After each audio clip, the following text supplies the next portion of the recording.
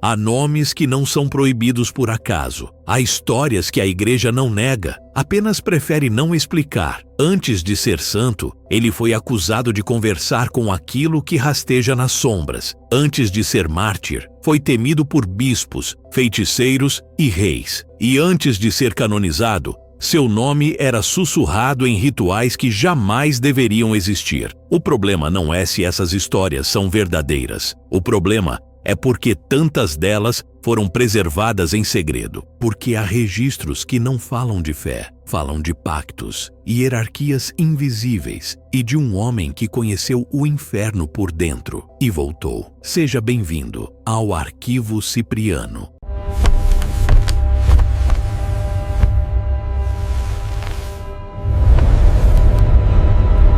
Nas brumas do século III, quando o Império Romano se estendia como uma sombra colossal sobre o mundo conhecido, um homem caminhava pelas ruas empoeiradas de Antioquia, carregando segredos que fariam tremer os alicerces do céu e do inferno. Seu nome era Cipriano, e poucos sabiam que por trás daquele semblante jovem e determinado se escondia o mais temido feiticeiro de toda a Síria, um homem que conversava com anjos e demônios, como quem conversa com velhos conhecidos numa taverna. A história começa 200 anos depois de Cristo, quando Cipriano nasceu numa família pagã abastada de Antioquia, uma das maiores metrópoles do Império. Desde criança, mostrava uma inteligência perturbadora e uma curiosidade insaciável pelos mistérios ocultos. Aos 7 anos, já lia textos antigos em grego e latim com uma fluência que deixava seus tutores boquiabertos. Mas foi aos 15 anos que sua vida tomou um rumo sombrio e fascinante. Seus pais, impressionados com seus dons, enviaram-no para estudar nas famosas escolas de magia do Egito, onde os segredos milenários dos faraós ainda ecoavam nos templos abandonados de Mênfis. No deserto egípcio, sob a tutela de mestres herméticos que guardavam conhecimentos ancestrais, Cipriano aprendeu a arte de invocar seres sobrenaturais. Os pergaminhos antigos falavam de hierarquias celestiais e infernais, de nomes secretos que, quando pronunciados corretamente, podiam abrir portais entre dimensões. Ele passava noites inteiras nos laboratórios subterrâneos, cercado por símbolos cabalísticos desenhados no chão, com sangue de animais sacrificados, enquanto fumegavam incensos raros que custavam fortunas e alteravam a percepção da realidade. As invocações começavam sempre ao pôr do sol, quando o véu entre os mundos se tornava mais tênue, e Cipriano pronunciava palavras em línguas mortas que faziam as pedras das paredes vibrarem com uma energia sobrenatural. Mas por que um jovem brilhante escolheria trilhar esse caminho perigoso? A resposta está numa obsessão que consumiu Cipriano como fogo devorador, o poder absoluto sobre a vida e a morte, sobre o amor e o ódio, sobre o destino dos homens. Ele havia descoberto que anjos e demônios não eram meramente seres espirituais abstratos, mas entidades com poderes concretos que podiam interferir no mundo físico. Os anjos conheciam os segredos da cura, da proteção e da sabedoria divina. Os demônios dominavam a arte da sedução, da ilusão e da destruição. Cipriano percebeu que quem conseguisse controlar ambos os lados dessa guerra cósmica eterna se tornaria praticamente um deus na Terra. Retornando a Antioquia aos 25 anos, Cipriano estabeleceu uma reputação temível. Comerciantes ricos o procuravam para garantir o sucesso de suas caravanas através de desertos perigosos. Políticos ambiciosos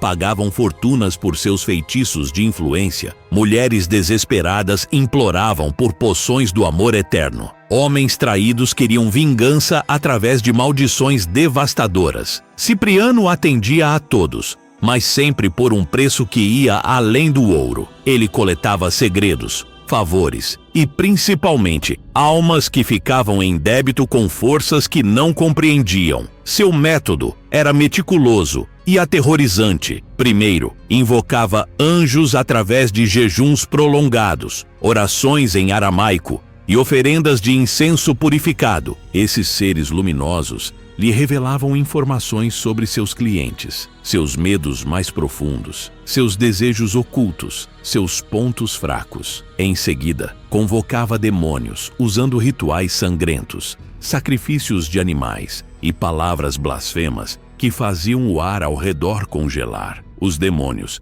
lhe forneciam o poder necessário para manifestar fisicamente aquilo que os anjos haviam revelado espiritualmente. Era uma sinfonia macabra entre luz e trevas, uma dança coreografada entre o sagrado e o profano. O caso mais famoso de Cipriano envolveu Justina, uma jovem cristã de beleza extraordinária, que havia rejeitado as investidas amorosas de um nobre romano chamado Aglaídes. Desesperado, o nobre procurou Cipriano, oferecendo uma fortuna para conquistar o coração da moça. O feiticeiro aceitou o desafio, vendo ali uma oportunidade de testar seus poderes contra a fé cristã, que começava a se espalhar como uma praga pelo império. Durante semanas, Cipriano invocou demônios cada vez mais poderosos, enviando-os para seduzir Justina através de sonhos lascivos, aparições noturnas e tentações carnais. Mas algo inesperado aconteceu. A jovem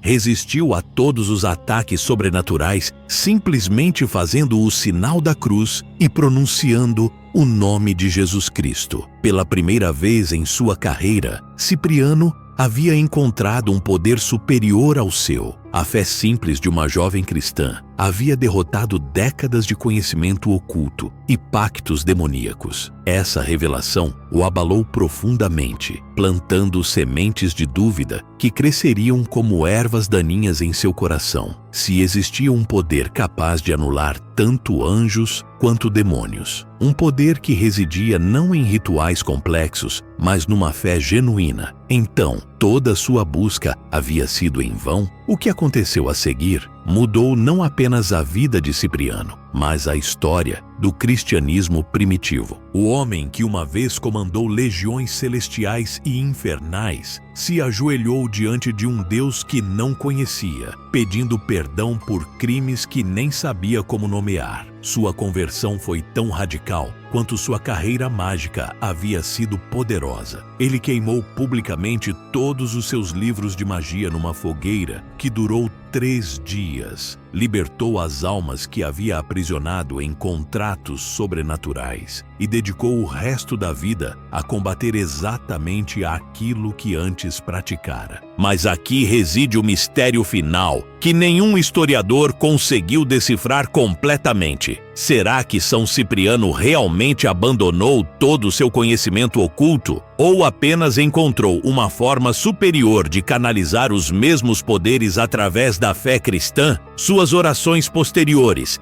tinham um poder sobrenatural indiscutível. Seus exorcismos eram lendários e sua capacidade de discernir espíritos permaneceu intacta até sua morte como mártir, em 258 d.C. Talvez a verdadeira magia não esteja em controlar anjos e demônios, mas em descobrir que existe algo infinitamente maior que ambos, algo capaz de transformar até mesmo os maiores pecadores em santos e que continua desafiando nossa compreensão até hoje. E agora fica a pergunta: fé ou transmutação? Renúncia ou domínio absoluto sob outra forma? O que você acredita que Cipriano realmente fez? Se esse vídeo despertou algo em você, fortaleça o Arquivo Cipriano. Curta, se inscreva no canal e deixe nos comentários sua interpretação, porque aqui cada visão importa. Outros arquivos aguardam nas sombras, prontos para serem abertos. Este arquivo se encerra aqui.